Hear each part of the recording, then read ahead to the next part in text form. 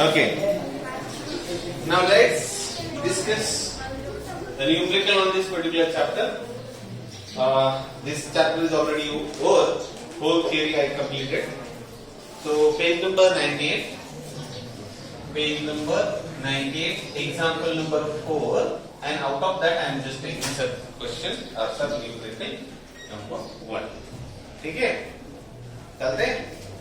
The example 1 का है at what distance below the surface of earth? At what distance below the surface of earth? इकडे लक्ष द्या सगळ्यांनी.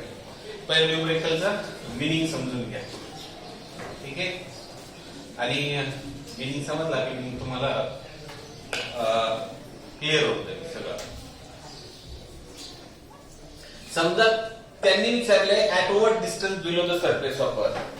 आपण बिलो द सरफेस ऑफ अर्थ जातो याचा अर्थ आपण काही डेप्थ ला जाणार आहे बरोबर ना. बिलो द सरफेसच्या आत राईट. ऍट व्हॉट डिस्टन्स किती डिस्टन्स वर राईट. म्हणजे for example say whole distance is equal to say R. कारण की सेंटर पासून सरफेस पर्यंत अंतर किती असतात आर असतात. त्यानंतर हे डिस्टन्स आपण काय घेतलंय okay this is the D. Okay आणि हे काय असेल आर मायनस डी असेल एवढं डिस्टन्स. आणि हे काय असेल डी असणार. ठीक आहे बरोबर ना. परत टोटल आर आहे एवढं डी आहे. आर मधून हे डी गेलं उरलेलं काय आर मायनस डी. बरोबर ठीक आहे ना. कळतंय ना ते. किती डिस्टन्स सरफेसच्या खाली जायचं म्हणजे डी त्यांनी विचारलं. At what distance below the surface of earth? काय झालंय तिथे below the surface of earth? The acceleration due to gravity decreases by 10% of its value at the surface. म्हणजे acceleration due to gravity GD will be त्या डेप्थला तेवढीच असते ना. will be 10% of its value at the surface. 10% of its value of the surface. Surface वर जेवढा acceleration due to gravity असेल reduces हो त्यांनी काय म्हणलं डिक्रीजेस म्हणले. 10% राहिली असरी म्हणले डिक्रीजेस. 10% ने डिक्रीज झाली म्हणजे राहिली किती 100 तून 10% गेले किती राहिले 90%. So 90% of GS हे झालं GD. त्याचा मीनिंग हा होतो म्हणजे किती डिस्टन्स सरफेसच्या खाली जी काही इथे ऍक्सलरेशन ड्यू टू ग्रॅव्हिटी असेल जीडी हे सरफेसच्या 10% ने कमी झाले. सरफेसवर जीएस जर असेल आणि 10% ने कमी जर झाली म्हणजे किती राहिली 90%. बरोबर ना. Acceleration due to gravity at डेथ reduces by 10% than 10% than acceleration due to gravity. कोणापासून कोणाच्या कमी झाली जीएसच्या. आणि 100% मायनस 10% तुम्हाला 90% येणार. त्यामुळे ते सबट्रॅक्शन तेच आहे. ओके नाव नेक्स्ट विचारलं. ओके त्यांनी आता डी विचारलंय पण आपल्याला फॉर्म्युला माहिती आहे ना जीडी आणि जीएस मधला फॉर्म्युला माहिती आहे. त्यांनी रेडियस ऑफ अर्थ दिली आहे 6400 किलोमीटर. रेडियस ऑफ अर्थ किती आहे 6400 किलोमीटर. मला जीडी आणि जीएस ची रिलेटेड अशी तुम्हाला काल सांगितलं होतं काहीतरी काम सांगितलं घर जाऊन काय केलं किती जण लिहिलं दाखवलं. Just raise your hand. मी गाडी नाही ज्यांचे नाही ना त्याच्याकडे पाहत होती माझ्यावर पद्धतीने बसेल आज उनको तो हिंदी तुम्ही बघा. सो जीडी अँड जीएस चं रिलेशनशिप बोला. GD will be is equal to काय GS in bracket 1 minus d upon r. बरोबर. आता ह्या रिलेशनशिप वरून काय करायचं जीएस इकडे घेऊन या.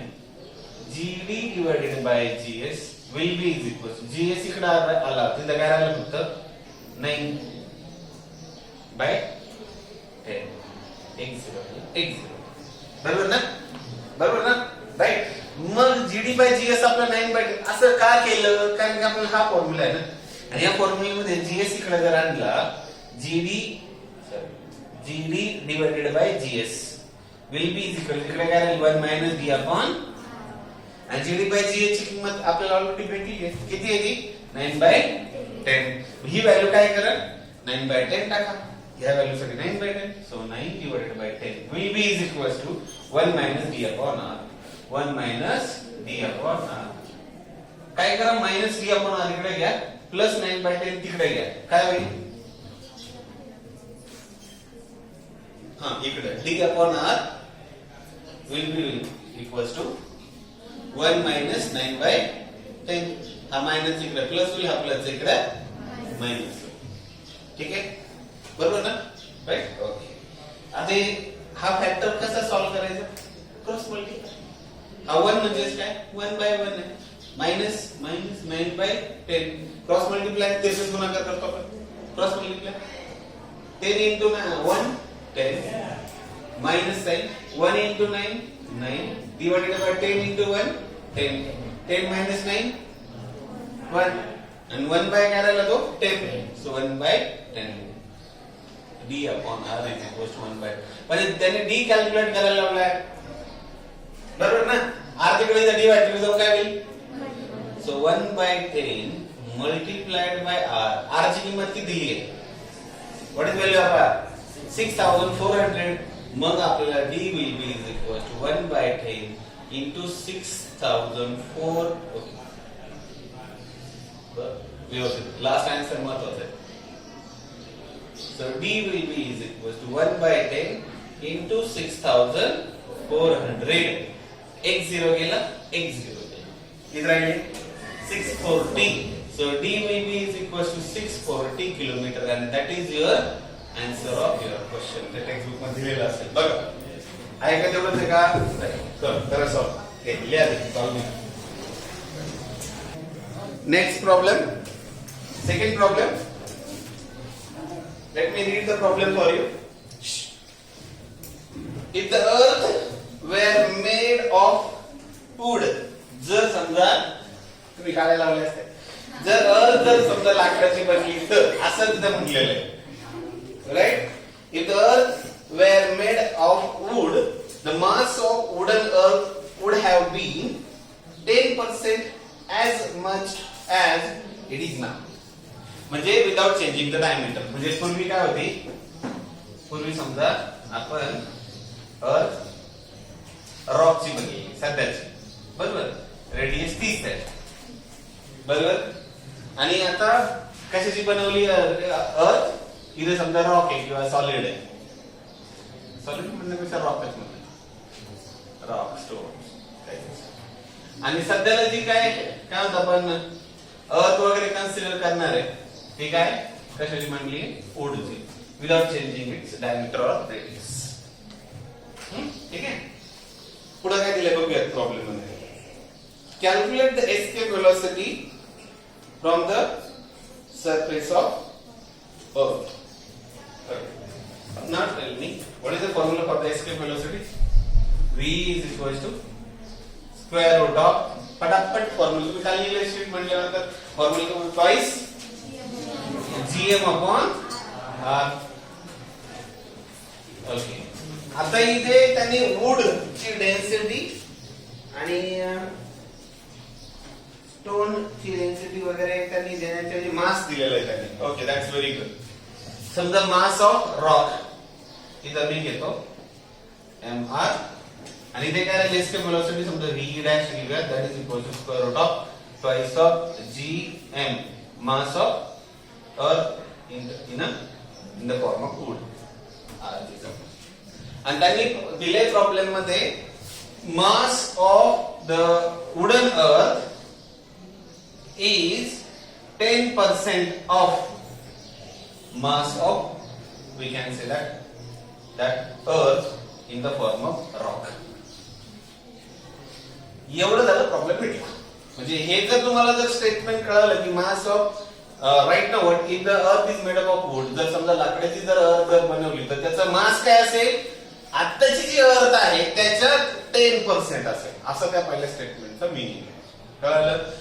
So we got take mr to this side. So mw divided by mr will be is equals to 1/10. Right? याचा फॉर्म्युला, याचा हेल्प तुम्हाला इथे भेटेल. याला इक्वेशन वाटलंच तर 1 म्हणा, याला इक्वेशन 2 म्हणा, याला इक्वेशन नंतर नाही तरी चालेल. काय करायचं, ह्या इक्वेशनला या इक्वेशनने डिवाइड करायचं. आता डिवाइड केलं तर काय भेटेल बघा. If I divide this, what exactly I get? So divide equation 2 by 1. मग इक्वेशन 2 ला इक्वेशन 1 ने डिवाइड करूयात. इक्वेशन 2 आहे VE, okay, let's write over. So VE dash divided by VE will be is equals to VE dash ची किंमत काय, square root of twice of G divided M W divided by R whole divided by, we can say that V ची किंमत काय, square root of twice of G M R divided by capital. Square on both sides. किंवा नाही square केलं तरी चालेल, काही issue नाहीये. You need to take the square root of 10 किंवा स्क्वेअर केला नंतर स्क्वेअर रूट घ्यावंच लागणार आहे.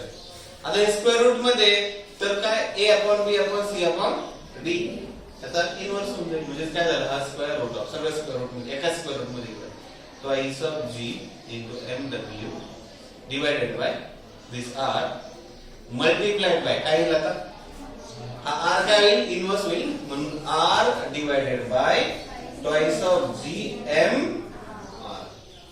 काय काय कॅन्सल होऊन जाईल, twice g कॅन्सल होऊन जाईल, r कॅन्सल होऊन जाईल. मग ve dash upon ve will be equals to square root of mw upon mr. मग मला एक सांग, mw divided by mr, mw divided by mr ची किंमत काय, 1 by 10, right? So square root of 1 by 10 VE dash upon VE, right? So आता 1 चा square route 1, 10 चा स्क्वेअर रूट तुम्हाला बघावं लागेल. लॉग टेबल आहे कोणाकडे, नाही.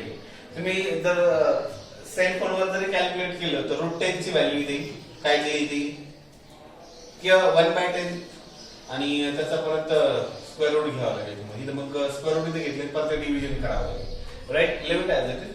So VE dash upon VE तुम्हाला असेल, VE ची किंमत तुम्हाला माहित आहे असं मानलं जाईल. 18 पॉइंट काहीतरी किलोमीटर वगैरे का 11.5 काहीतरी 11.8 काहीतरी किलोमीटर असतं. So from the solid or from the earth which is made up of rock, त्याच्या सरफेस वरून अर्थचं काय म्हणतात आपण एस्टिमेट बोलू शकतो, एक स्पेसिफिक व्हॅल्यू. ती व्हॅल्यू जर प्लेस केली तर मल्टिप्लाय डिवाइड केलं तर तुम्हाला ते आलेला आन्सर भेटून जाईल. तर ट्राय करा. एवढं मला रूट 10 वगैरे तुमच्या सेल फोन असेल तर सेल फोन सांगा. So let's begin example number 4. It is also quite easiest also, but it gives a simple trick. Two satellites A and B are revolving around the planet. Two satellites, they are revolving around the planet. एकाचा period दिलाय 1 hour. समजा पहिल्याचा period दिलाय T equal to 1 hour and TV is equal to 8 hour. आता मला याच्यावर एक गोष्ट सांगा, एखाद्याला जास्त वेळ लागतोय एखाद्या गोष्टीभोवती सर्क्युलर ऑर्बिट मध्ये मूव्ह व्हायला, तर त्याची रेडियस लार्जेस्ट कोणाची असेल. समजा एखादा प्लॅनेट आहे, ठीक आहे, एक ऑर्बिट आहे आणि दुसरं ऑर्बिट असतं. आपण अशी सर्क्युलर घेऊया, या ऑर्बिटला आपण R1 म्हटलं, दुसऱ्या ऑर्बिटला काय म्हटलं आपण R2. कोणाला जास्त वेळ लागेल, म्हणजे बी पुढे असणार, इथे असणार आहे, म्हणून बी ऑब्जेक्ट काय राहील, सॅटेलाइट इधर आहे, ए सॅटेलाइट कुठे आहे, इधर आहे. भेटला प्रश्न. त्याच्यातून आपली इझिली आयडेंटिफाय होऊन जाईल. Okay, so what is the given in the problem? Two satellites A and B are revolving around the planet. बरोबर आहे. इथं प्लॅनेट आपण दाखवलंय आणि या प्लॅनेटच्या भोवती दोन सॅटेलाइट A आणि B नावाचे सर्क्युलर ऑर्बिट मध्ये मूव्ह होतात. Their period of revolution are 1 hour and 8 hour. म्हणून पहिल्याचं मी 1 hour का दाखवला कळालं की दुसऱ्याचं 8 hour का दाखवलं का त्याची रेडियस जास्त आहे, म्हणून त्याला ऑर्बिटची रेडियस जास्त, त्यामुळे जास्त वेळ लागेल फिरण्यासाठी. Next, the radius of orbit of satellite B म्हणजे R2 इला किंवा याला RA म्हणा आणि याला RB म्हणा. Radius of satellite of revolution of that particular B is 4 into 10 to the power 4 kilometre. 4 into 10 to the power 4 kilometre. तर त्यांनी विचारलंय की find the radius of orbit of satellite A. जे तुम्हाला त्यांनी विचारलंय आर ए इक्वल टू एकदम straightforward problem आहे. कसा स्ट्रेट फॉरवर्ड प्रॉब्लेम आहे त्याला थोडं लेंदी पण करता येतं. कसं इथे सॉल्व्ह कर.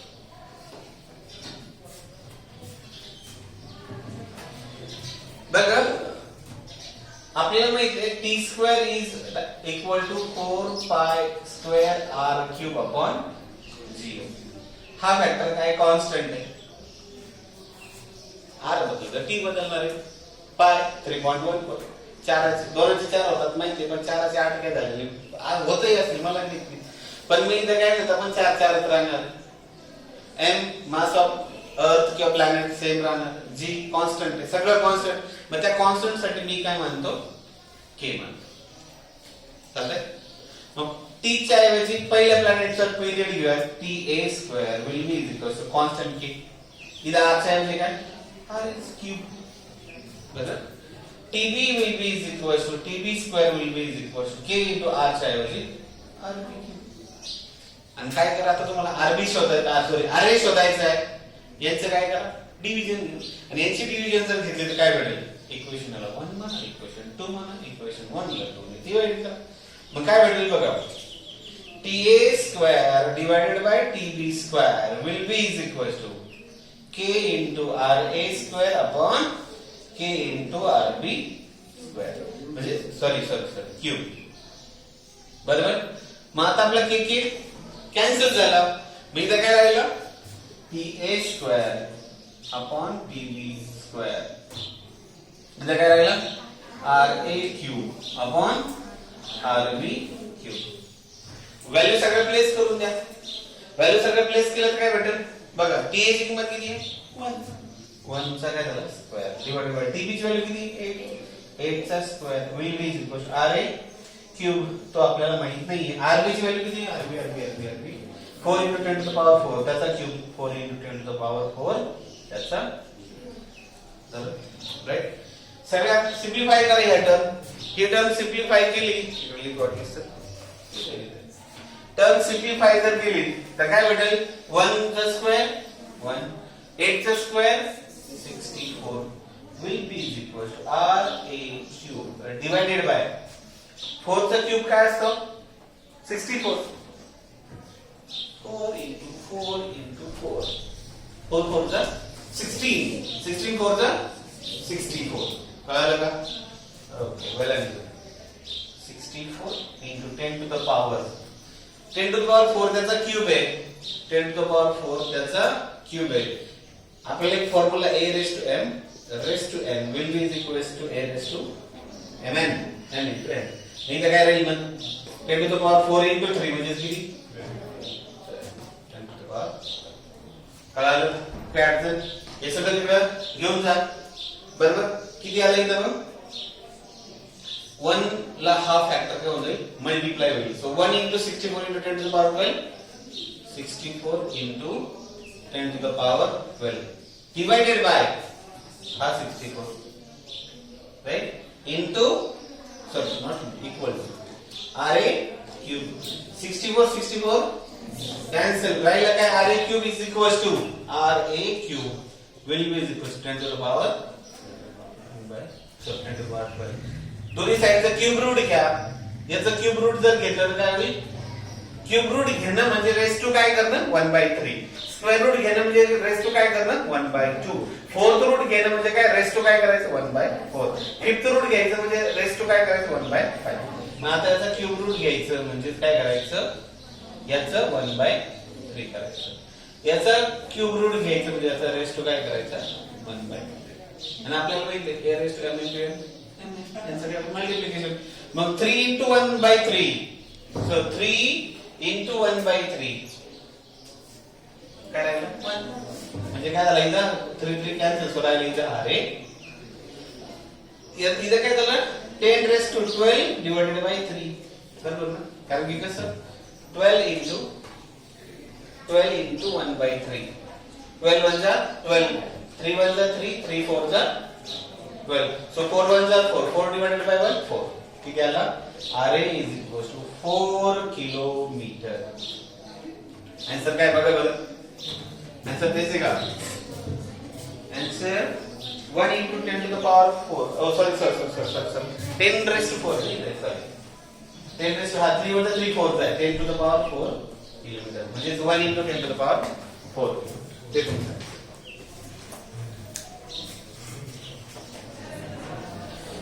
Question number 7. Calculate the speed of satellite.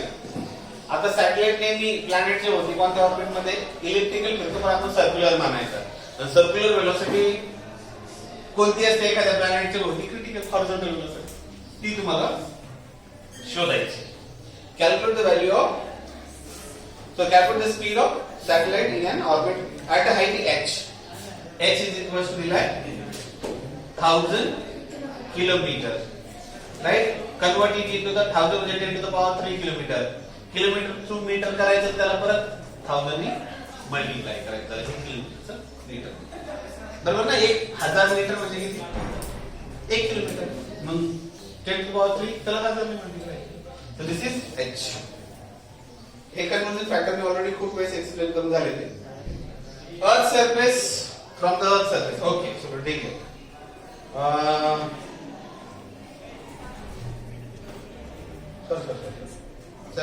Sorry ME दिलाय तुम्हाला.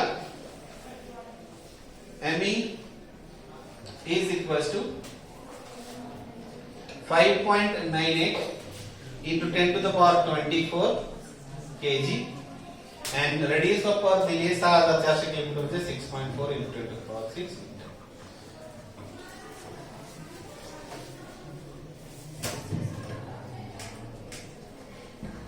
Calculate the speed of satellite in an orbit at a height h. Okay, चलो ठीक है. From the surface of earth जो वर्ड आलाय ना तिथे कधी कधी काही लोकांना प्रश्न हा असा पडेल की जर सरफेसवर जर प्लॅनेट जर असेल तुम्ही तिथे small R equal to capital R घ्यायचा. काही हाईट वर गेल्यानंतर इथे या h इतक्या हाईट वर r इतके रेडियस मग तुम्ही स्मॉल आर घेताना इथे r plus h घ्यायचा की small R equal to r घ्यायचा. सांगू वर्ड प्रॉब्लेम मध्ये of the surface of earth म्हटलं. पण सॅटेलाइट कुठे जाणार आहे? h इतक्या हाईटला जाणार आहे. तिथे त्याचं स्पीड किती आहे म्हणून स्मॉल r इक्वल टू किती आहे ना r plus h. हे घ्यायचं नाही. ठीक आहे. मग फॉर्म्युला काय आहे? vc will be is equal to square root of gm upon small r आणि स्मॉल r ची किंमत आता किती आहे? r plus h म्हणजे vc will be is equal to square root of g into m divided by r plus h. आपल्याकडे काय काय आहे? m आहे, r आहे, h आहे. व्हॅल्यू प्लेस करणार, g ची व्हॅल्यू प्लेस करणार. काय स्क्वेअर रूट ऑफ g 6.61 का 6.62 आहे g ची किंमत. what is the value of g?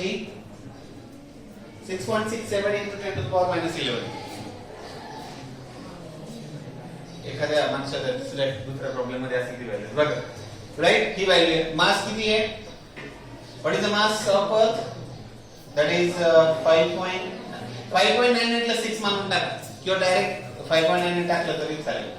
into 10 to the power 24 divided by r plus h.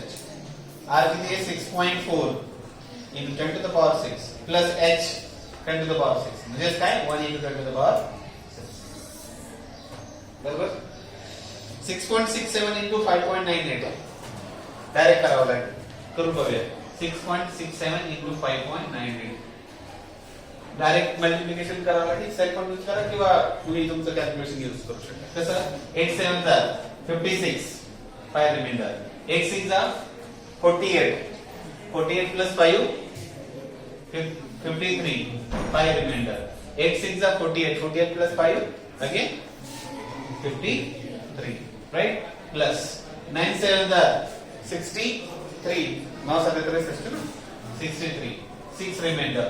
9 6 जा 54 54 plus 6 60 6 remainder right.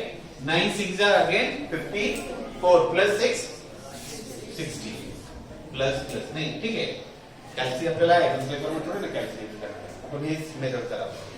So 5 7 are 35, 3 remainder.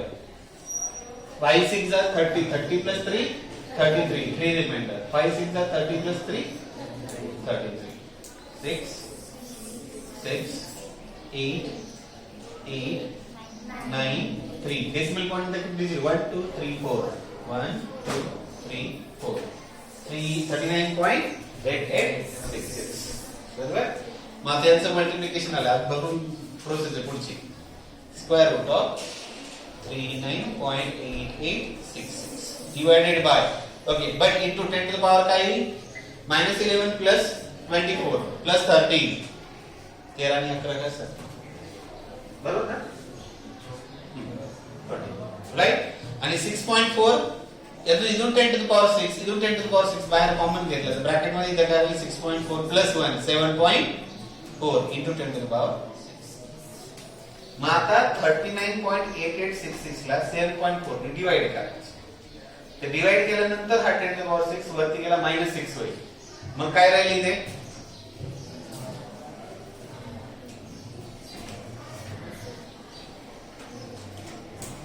इथे बघा, square root of 39.8866 divided by 7.4 into 10 to the power हा plus 13 आहे आणि हा plus 6 वरती जाऊन -6 होणार. 13 - 6 किती झाले? 7. राईट. सो यांचं काय जे डिव्हिजन येईल ते multiply by 10 to the power काय? 7. याच्यानंतर आता काय करायचं? इथे एक पॉवर कमी करायचं किंवा कमी करायचं. मग तुम्हाला स्क्वेअर रूट घेता येईल, कारण की 10 to the power 7 चा स्क्वेअर रूट म्हणजे 10 to the power 7 raised to 1/2 होईल. पण ते 3.5 ते तुम्हाला प्रॉब्लेम येऊन जाईल. 39.8866 ला 7.4 ने डिवाइड केली, किती आलाय? करू शकतो.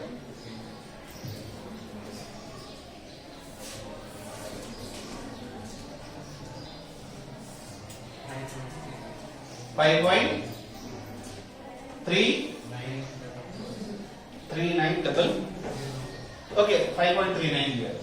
10 to the power 7. मग आता काय करा? एक 10 to the power कमी करा इथे. म्हणजे काय करणार? एक डेसिमल पॉइंट इथे वाढेल. म्हणजे कसं 5.39 into 10 to the power 1 into 10 to the power 6 काय येईल? 1 plus 6 7. राईट. 10 ने याला इथे मल्टिप्लाय केलं तर काय होईल? 53.9 into 10 to the power 6. मग तुम्ही आता काय करणार? स्क्वेअर रूट ऑफ 53.9 चं स्क्वेअर रूट घेणार. 10 to the power 6 चं स्क्वेअर रूट म्हणजे 3.